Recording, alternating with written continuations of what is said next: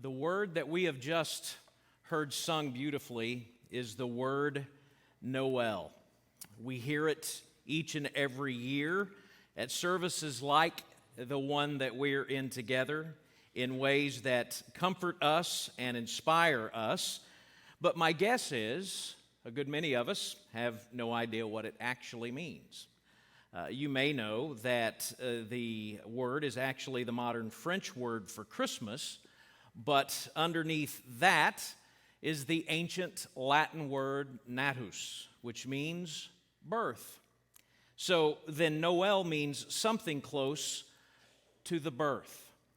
And there is just something profoundly beautiful to me thinking of Christmas so simply. This night is an annual celebration of the birth. Well, birth is certainly on the minds of the Lynch family this Christmas. My daughter-in-law and daughter are expecting children in 2024, bringing us grandchild number 3 and 4, respectively. The birth of each grandchild is a cause of profound joy for Pops and Mimi Lynch, so we can't wait to see 3 and 4 and to hold them and to kiss them and to tell them that Mimi may sometimes say no, but Pops will always say yes.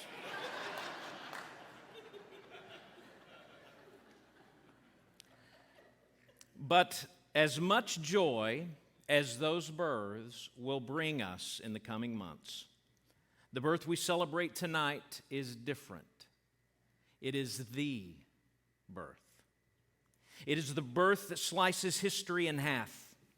For those of us who are here tonight, whose hope is anchored to that birth, it is the miracle of God stepping into history to accomplish our salvation. But for those on the other side of Bethlehem, for those living in the bleak years and centuries and millennia before Christ, the birth represented something maybe more primal. It represented the longing to no longer be afraid. You see, fear dominates the pages of the Old Testament, focused on the coming of the Messiah, especially in what is arguably the most famous Old Testament messianic passage of them all, one which we heard referenced in the beautiful choir piece preceding this message, Isaiah 9, 6, and 7. We, of course, almost know it by heart. For unto us a child is born, to us a son is given, and the government shall be upon his shoulder, and his name shall be called Wonderful Counselor, Mighty God, Everlasting Father, Prince of Peace. Of the increase of his government and of peace there will be no end on the throne of David and over his kingdom, to establish it and to uphold it with justice and with righteousness from this time forth and forevermore. The zeal of the Lord of hosts will do this. Now you are to be excused if you hear those words and think fear. I mean, what fear is in those words? Those words are of joy and comfort and victory. And indeed, they absolutely are. But in order to feel the joy and comfort and victory of those verses, we have to go all the way back to Isaiah 7 and experience the fear that pours from those verses. So let's take just a moment to zoom out from Isaiah 9, 6, and 7, and then we'll zoom back in. I've often thought that the words, for unto us a child is born, in Isaiah 9 might have been completed with, woe to us, a foe is given, had they been uttered in Isaiah 7. The people were in a bind. Again, nations to their north had united to attack them and to take the land of Judah and Jerusalem as their own. Again. And things were being made worse because they had a terrible and ungodly king. Again. And as a result, the prevailing spirit of the day was fear. Isaiah 7 is really pretty descriptive of just how frightened they were. It says that the king's heart and the hearts of his people shook as the trees of the forest shake in the wind. So God sends them, the prophet Isaiah, with a promise of deliverance, though it's not a promise that the king at the time would have appreciated, because you see, God promises that he would deliver them by providing them a new king. But before he does that, things still look bleak. And as with any time of uncertainty, the people of Judah begin to whisper conspiratorial rumors in one another's ears. Was the king about to be overthrown? Would there be an internal coup in the palace by sympathizers of Judah's enemies who would just hand the land over without a fight? And as with any time of uncertainty, these unfounded speculative conspiratorial rumors incited fear and not confidence. In fact, Isaiah himself wasn't immune to it. As chapter 7 gives way to chapter 8, we find that the fear of the people around him was starting to seep into Isaiah's own heart. So God says to him, do not call conspiracy all that this people calls conspiracy. And listen, do not fear what they fear, nor be in dread. And as chapter 8 gives way to chapter 9, he reminds him again of why. A king is coming. Which brings us back to Isaiah 9, 6, and 7. There are, of course, 4 descriptions given in Isaiah 9 of this coming king. He's a counselor, he's God, he's father, he's prince. And 4 qualities provided for each description: wonderful, mighty, eternal, and peace. The first 2 indicate wisdom. In Scripture, use of the word wonderful indicates supernatural abilities, and counselor refers to someone who plans or who advises. So taken together, they tell us that this king who is coming, who would bring peace, is someone who was supernaturally gifted to rule wisely. But the most important descriptions of this new king relate to his worthiness. As described by Isaiah, it overwhelms us.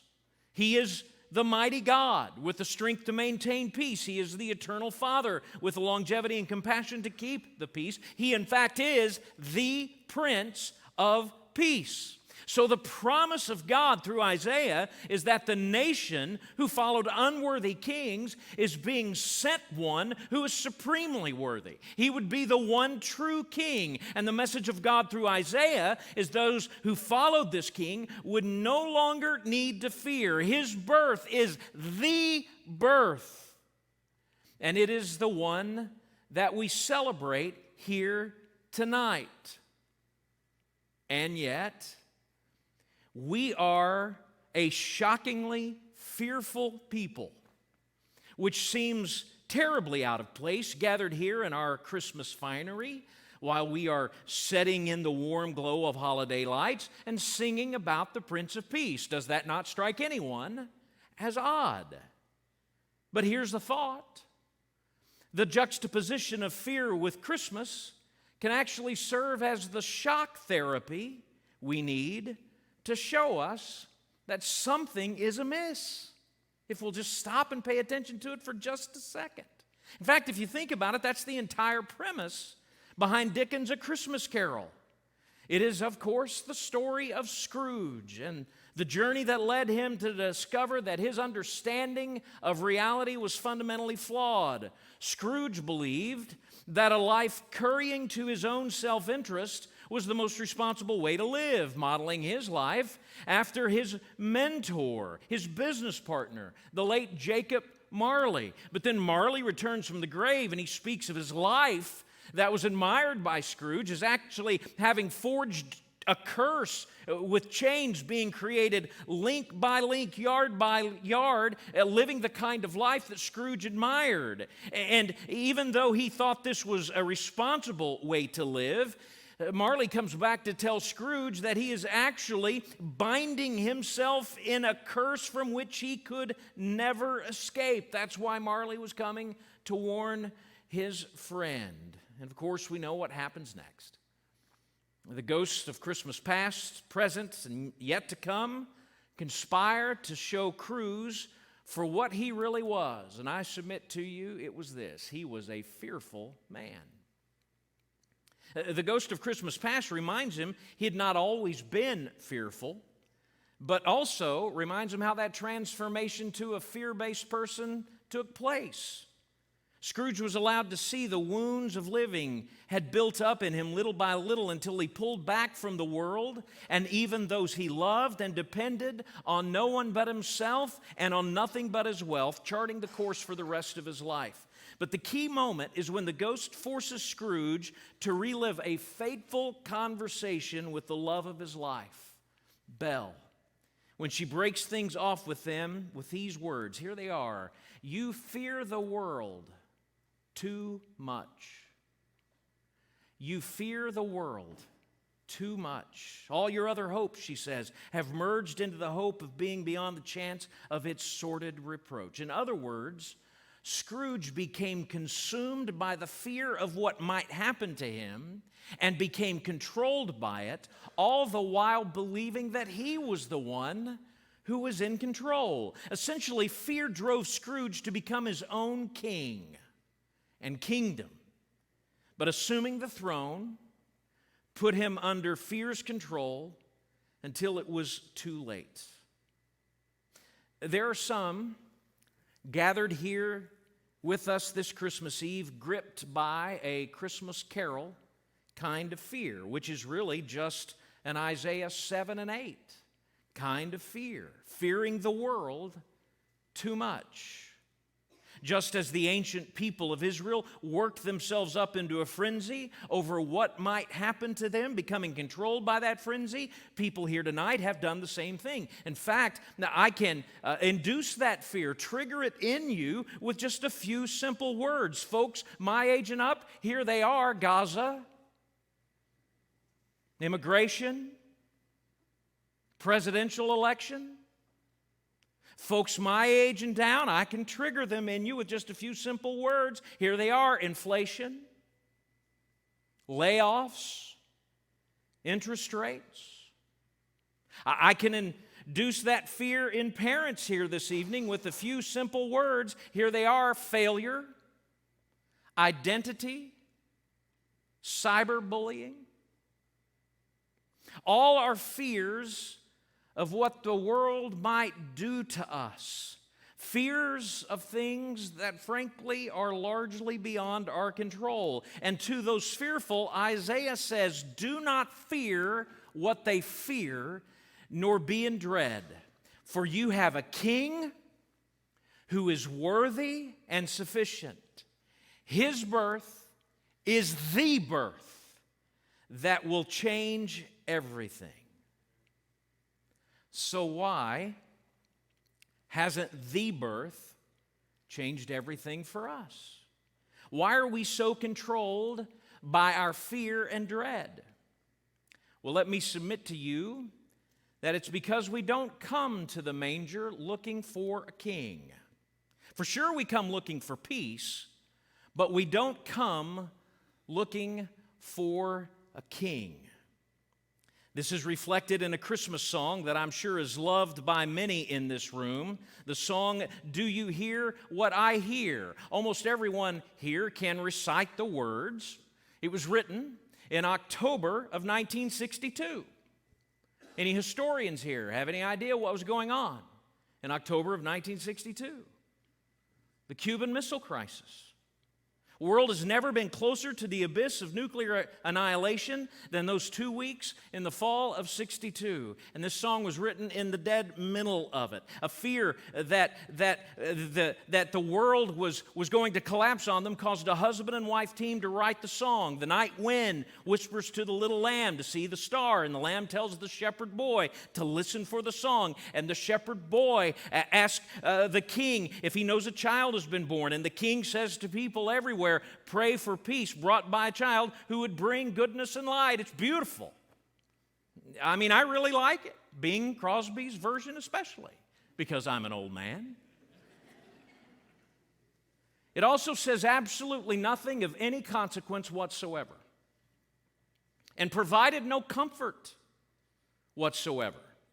The couple who wrote it couldn't perform it for years Because every time they did, this song written as a prayer for peace brought these old fears of nuclear war back to the surface and incapacitated them, literally. Literally, they said, our little song broke us up.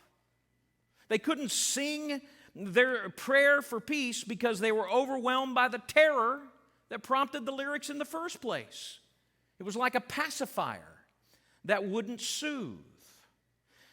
And that's because it's a song about Jesus and Christmas, but with no gospel and no king. It's an attempt to relieve fear with sentiment, but sentiment isn't the solution that Christmas offers. The solution that Christmas offers is a king. And a failure to understand that is why the peace boost of Christmas is relatively short-lived each and every year for so many of us. And why 2024 will very quickly become the year of being controlled by fear of election outcomes and the cost of living and parenting failures. And why we'll get back together next December the 24th and say, tell me about that baby again. Why we'll come back next year singing Silent Night while gripping our lighted candles tightly, staring at the flame, hoping that this year, maybe this year, we will finally find some peace. So my purpose here tonight has not been to comfort you with sentiment. It has not been to tell you a warm little story about a baby. It has been to tell you that what you're missing in life is a king. And his birth is the birth. It is the one that we are here to celebrate tonight. And so what we need to do is not come to God looking for help with our problems. We need to come to God saying, in this manger is the king that I yield my life to. And so tonight as we light our candles, we will be testifying to the world that it's not about sentiment, it's about our King.